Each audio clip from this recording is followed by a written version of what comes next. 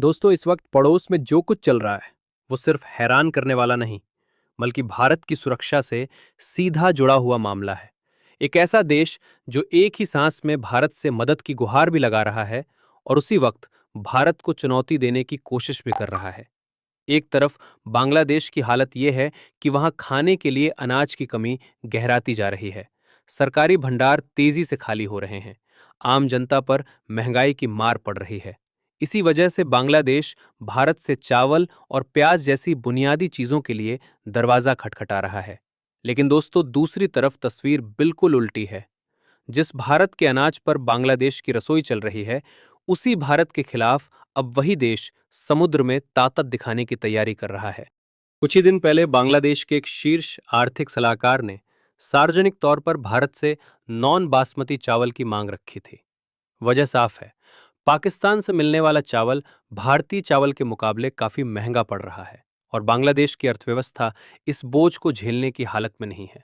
यानी हालात ऐसे हैं कि पेट की भूख भारत से शांत करनी है, लेकिन राजनीति और सैन्य संदेश पाकिस्तान और चीन के साथ मिलकर देने हैं। और अब दोस्तों, इसी बीच एक बड़ी खबर सामने आई है। बांग्लादेश की नौसेना पाकिस्तान की नेवी के साथ मिलकर बंगाल की खाड़ी में एक बड़ी सैन्य एक्सरसाइज करने जा रही है। ये कोई सामान्य अभ्यास नहीं, बल्कि मिसाइल फायरिंग से जुड़ी गंभीर ड्रिल बताई जा रही है। इस ड्रिल के लिए पाकिस्तान के दो अत्याधुनिक युद्धपोत पहले ही बांग्लादेशी समुद्री क्षेत्र में पहुंच चुके हैं। ये दोनों जहाज चीन की तकनीक पर बने हुए हैं और इनमें एडवांस रडार, मिसाइल सिस्टम और निगरानी उपकरण लगे हुए हैं। सबसे चिंता की बात यह है कि ये सैन्य गतिविधि भारत के समुद्री आर्थिक क्षेत्र के बेहद करीब हो रही है। यानी भारत के लिए ये सिर्फ एक ड्रिल नहीं, बल्कि सुरक्षा से जुड़ा सीधा संदेश है। इसी वजह से भारतीय नौसेना पूरी तरह सतर्क हो चुकी है। हर मूवमेंट पर नजर रखी जा रही है। हर विदेशी जहाज को पल पल ट्रैक किया जा रहा है। बांग्लादेश की ओर से इस ड्रिल को लेकर चेतावनी भी जारी की गई है कि आसपास के इलाकों में किसी भी देश के जहाज या मछुआरे न आए। लाइव हथियारों का इस्तेमाल किया जाएगा। अब दोस्तों, यहां सवाल सिर्फ ड्रिल का नहीं है। सवाल है उस नीयत का जो एक तरफ मदद मांगती है और दूसरी तरफ दबाव बनाने की कोशिश करती है। बंगाल की खाड़ी भारत के लिए सिर्फ पानी का इलाका नहीं है। भारत का आधे से ज्यादा समुद्री व्यापार इसी रास्ते से गुजरता है। देश के पूर्वी बंदरगाह, ऊर्जा सप्लाई और रणनीतिक मूवमेंट सब कुछ इसी क्षेत्र से जुड़ा है। ऐसे में पाकिस्तान और चीन की तकनीक से लैस जहाजों की मौजूदगी को हल्के में नहीं लिया जा सकता।